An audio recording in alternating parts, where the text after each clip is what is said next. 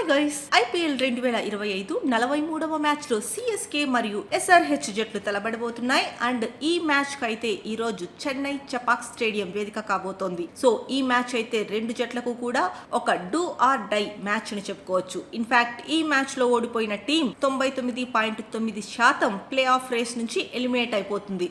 ఎందుకంటే రెండు జట్లు కూడా ఆల్రెడీ సీజన్ లో 6 మ్యాచ్ల్లో ఓడిపోయారు. దీంతో ఈ మ్యాచ్ లో కూడా ఓడిపోతే ఆ ఓటముల సంఖ్య 7కు వెళ్తుంది. అండ్ వాళ్ళకు ఉన్న నెక్స్ట్ అన్ని మ్యాచెస్ లో గెలిచినా సరే ప్లే ఆఫ్స్ కి వెళ్తారన్న గ్యారంటీ లేదు.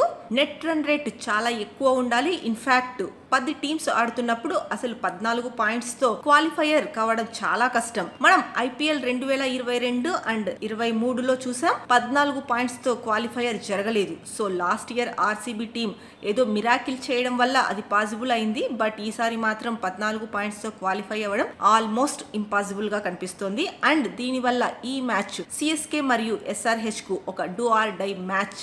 మెయిన్లీ సిఎస్కే టీంకి అయితే ఈ మ్యాచ్ తమ పరువుకు సంబంధించింది.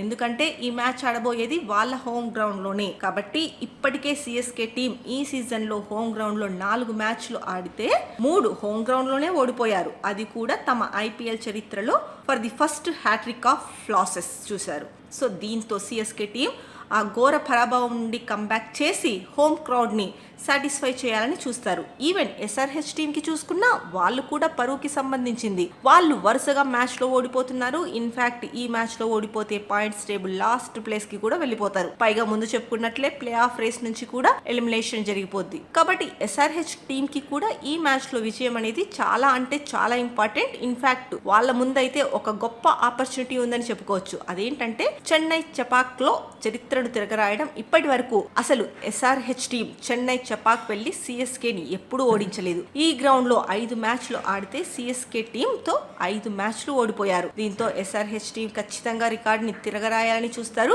మెయిన్లీ వాళ్ళకి ఇది సరైన సమయం. Already CSK team Chennai Chepauk లో కూడా స్ట్రగుల్ అవుతోంది. ఇన్ఫాక్ట్ ఆర్సీబీ మరియు డీసీ లాంటి టీమ్స్ చపాక్ కి వచ్చి తమ చరిత్రను తిరగరాసుకున్నారు. దీంతో ఎస్ఆర్హెచ్ కి కూడా బెస్ట్ ఆపర్చునిటీ ఉంది. ఆల్రెడీ స్ట్రగుల్ అవుతున్న సిఎస్కే టీం ని చపాక్ లోనే ఓడించి చరిత్రను తిరగరాసుకోవచ్చు. కానీ ఇక్కడ ప్రాబ్లం ఏంటంటే ఎస్ఆర్హెచ్ టీమ్ ది కూడా same to same CSK team లాంటి పరిస్థితి. వీళ్ళు ఘోరంగా పెర్ఫార్మ్ చేస్తున్నారు. దీనివల్ల ఆబ్వియస్లీ ఈ మ్యాచ్ సిఎస్కే టీం కి అడ్వాంటేజ్ గా ఉంటుంది. ఇక ప్లేయర్ బ్యాటిల్స్ విషయానికి వస్తే 3 మేజర్ బ్యాటిల్స్ కనిపిస్తున్నాయి. అండ్ వాటిలో the most crucial one henry Klaasen versus Pathirana. So last match లో క్లాసెన్ అయితే చాలా బాగా బ్యాటింగ్ చేశాడు.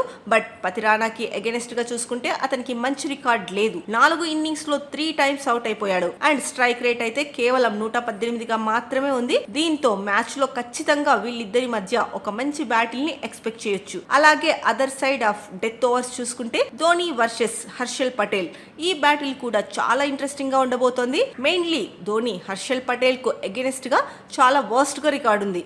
9 ఇన్నింగ్స్ లో 3 సార్లు అవుట్ అయిపోయాడు. అండ్ అది కూడా 33 బంతులు ఆడితే కేవలం 25 పరుగులు మాత్రమే చేశాడు. సో దీంతో మరోసారి డెత్ ఓవర్ లో హర్షల్ పటేల్ ధోనిని ఇబ్బంది పెట్టేందుకు ఛాన్స్ ఉంటుంది. ఇక పవర్ ప్లే లో చూసుకుంటే ట్రైవీ హెడ్ వర్సెస్ నూర్ అహ్మద్. ఇది కూడా చాలా ఇంట్రెస్టింగ్ బ్యాటిల్. మెయిన్లీ ప్రీవియస్ గా ట్రైవీ హెడ్ ని నూర్ అహ్మద్ చాలా ఇబ్బంది పెట్టాడు. ఆడిన 2 మ్యాచ్లు కూడా అతడిని 2 సార్లు అవుట్ చేసేసాడు. అలాగే అశ్విన్ చూసుకున్న ప్రీవియస్ గా హెడ్ ని చాలా స్ట్రగుల్ చేశాడు.